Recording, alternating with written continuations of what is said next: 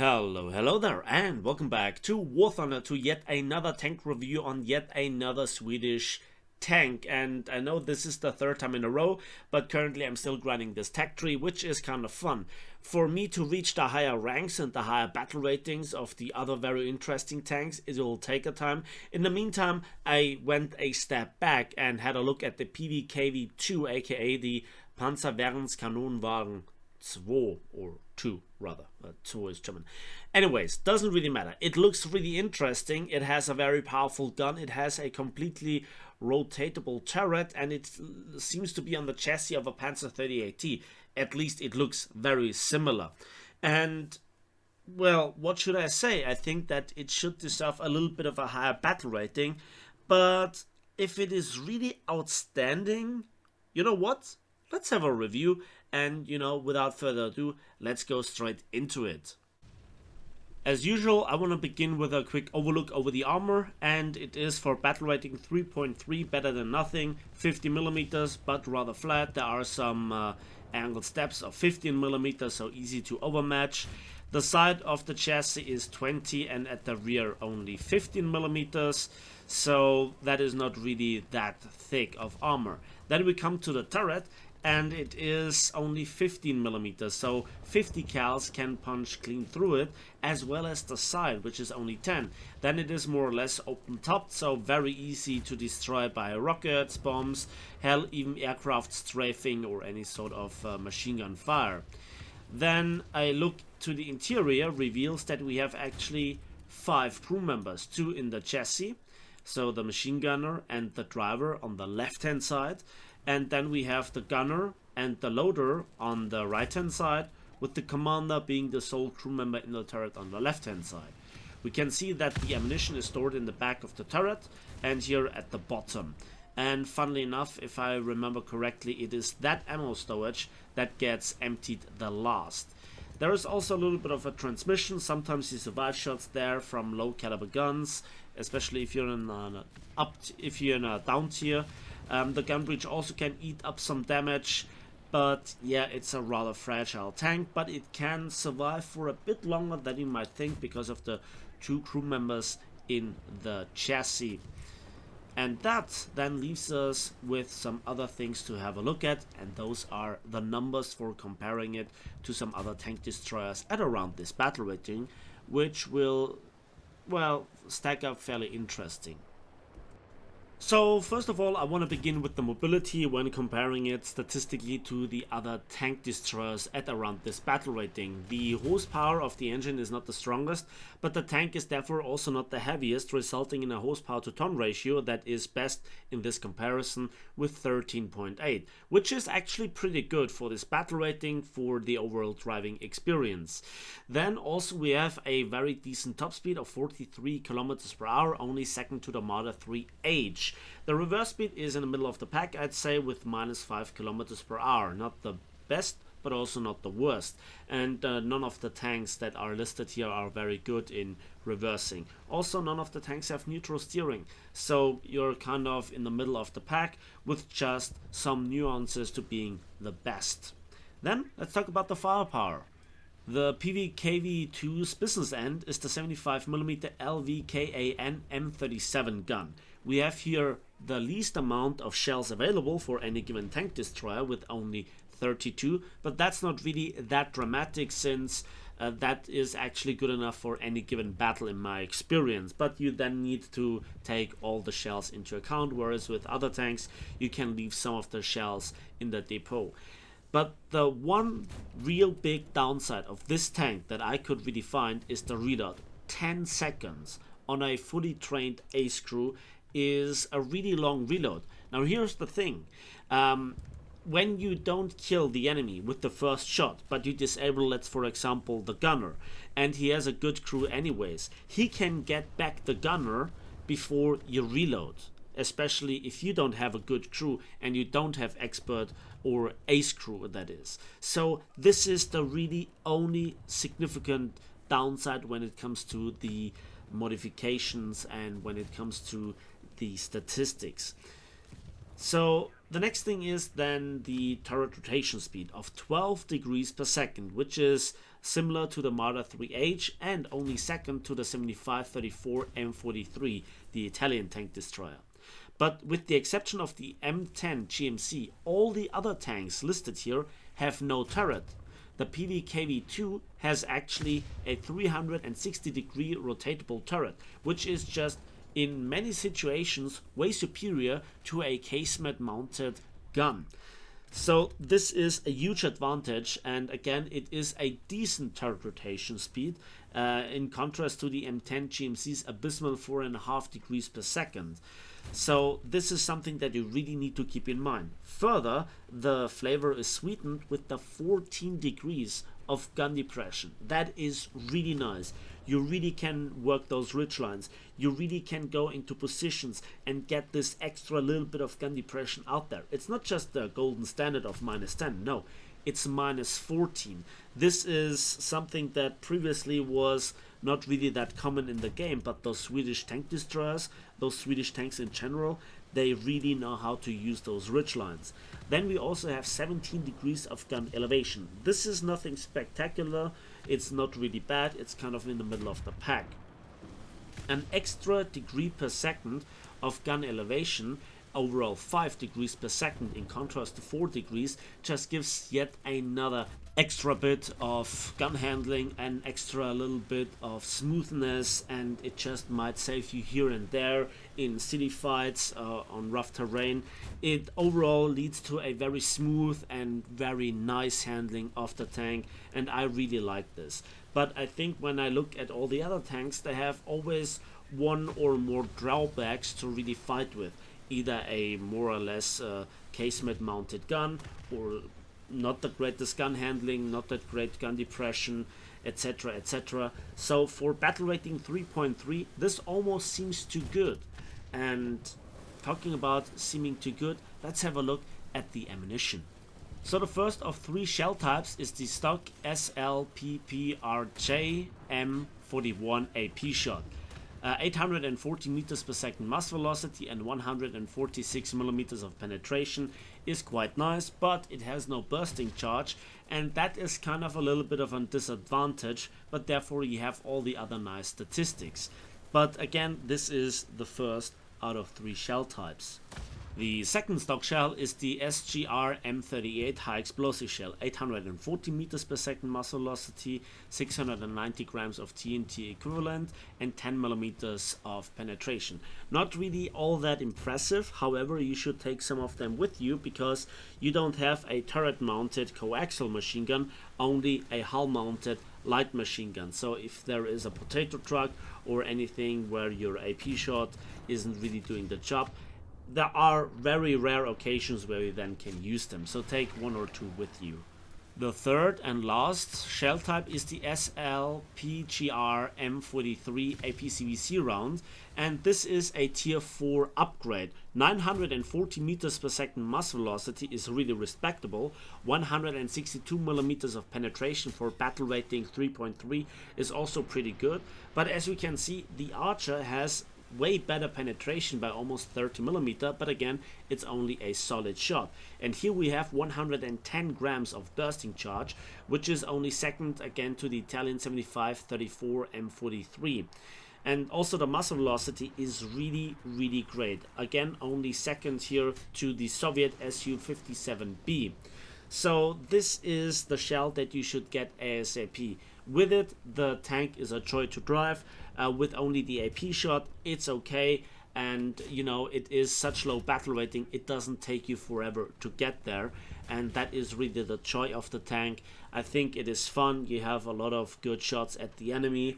Another factor that really shines out is here the zoom, the optics, which are really nice, but you have to get used to it because very often, because of this mighty zoom, you're underleading your enemies or you're shooting very often short. You have to get used to this, but other than this, the tank is a lot of fun. The tank has no heat shells and the tank has no APCR shells, but to be honest, it doesn't also really not need them. So that is here the statistics of the tank, and now let's talk about the gameplay. So if you don't have enough already gameplay endured, I think there are two more gameplays that I really want to show you that highlight both the strength of the long range capabilities, and in the first one, the 40 degrees of gun depression. We're here on the map Advanced to the Rhine, and it's a city map, and you might think, oh, well, where do you need gun depression? Oh, I think you can learn here something, because there are spots on the map where nobody looks, because they are in plain sight, so nobody thinks that somebody is there. And so we're climbing here one of those piles of rubble, you know, probably a destroyed house, and we have the gun depression to work with it. So first of all, we're just making ourselves a comfortable place, and then we're looking around. We can look into C, we can support partially A, and we have the entire middle of the map that we can support. So there we already see the first customer of the day, and we use here the binoculars to align the gun with the target, and look at this, very comfortably we can shoot here. There are not that many tanks that can go up there and then have the gun depression from this location, and there is not that much visible from my tank. And also with this I think stock camouflage, it just blends in perfectly with the surrounding, right? And I'm just waiting, and I'm just happily looking around, and I didn't really notice it, but yeah, that's in fact a tank that just was right in my gun barrel, in my gun sight. So I didn't expect there to drive a tank right in there.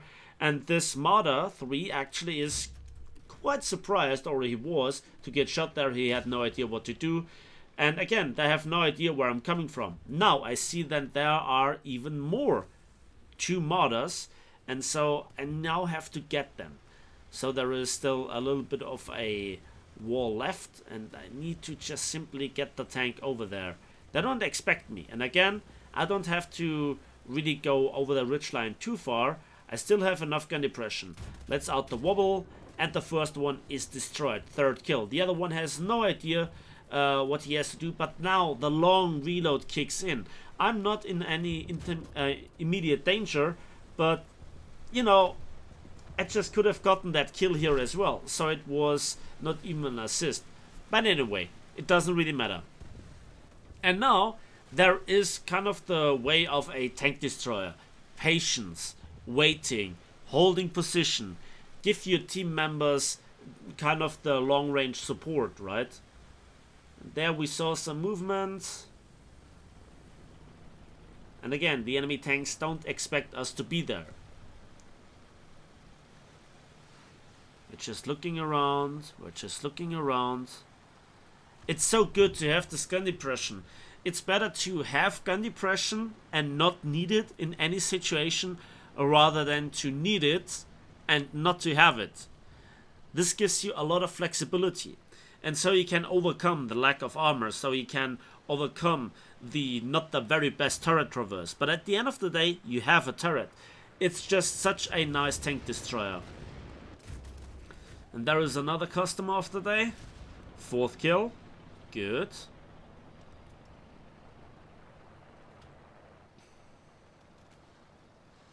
So again, if you're not on the front line, you can often get those easy kills where the enemies are distracted, where they are busying, positioning and exchanging fire with your teammates.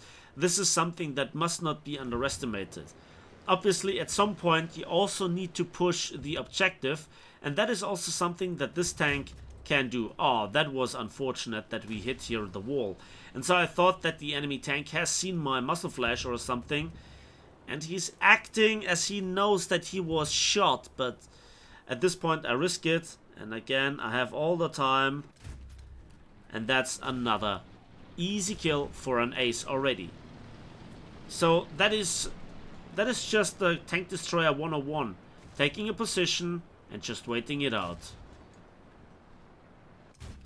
Another kill. That's kill number 6.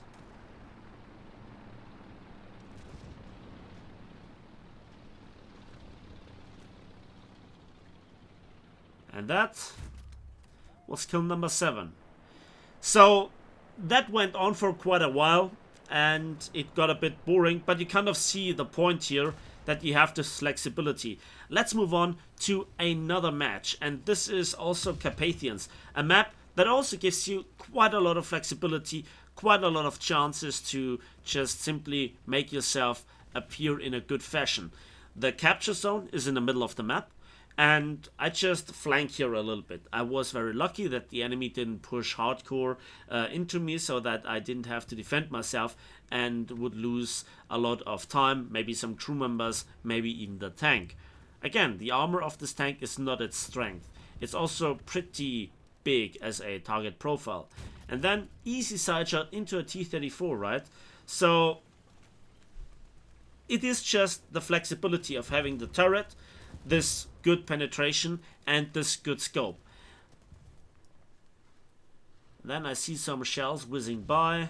There must be some more tanks.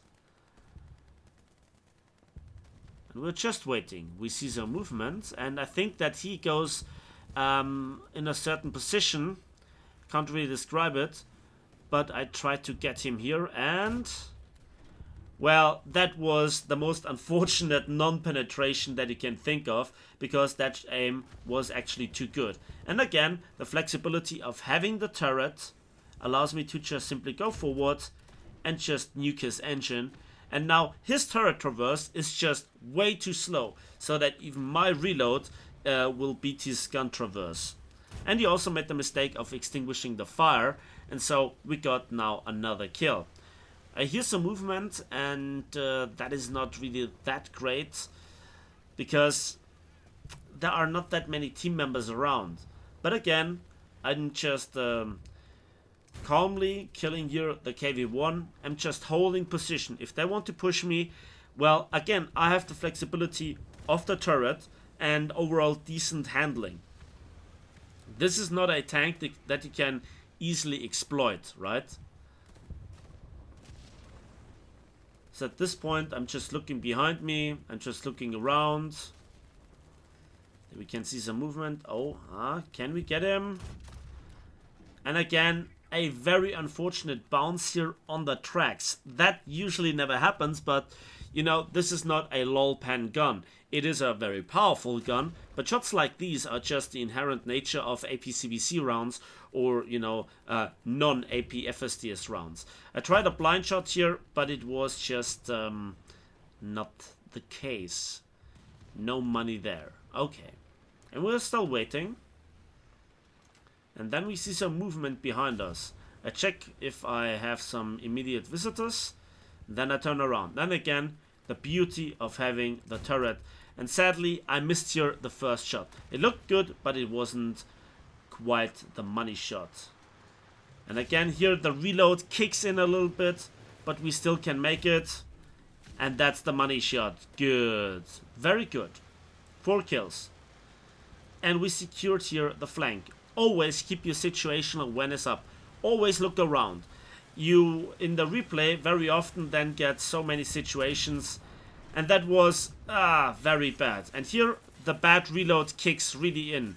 This is a life and death situation, and he gets my gun breach, and he gets my 3 of my crew.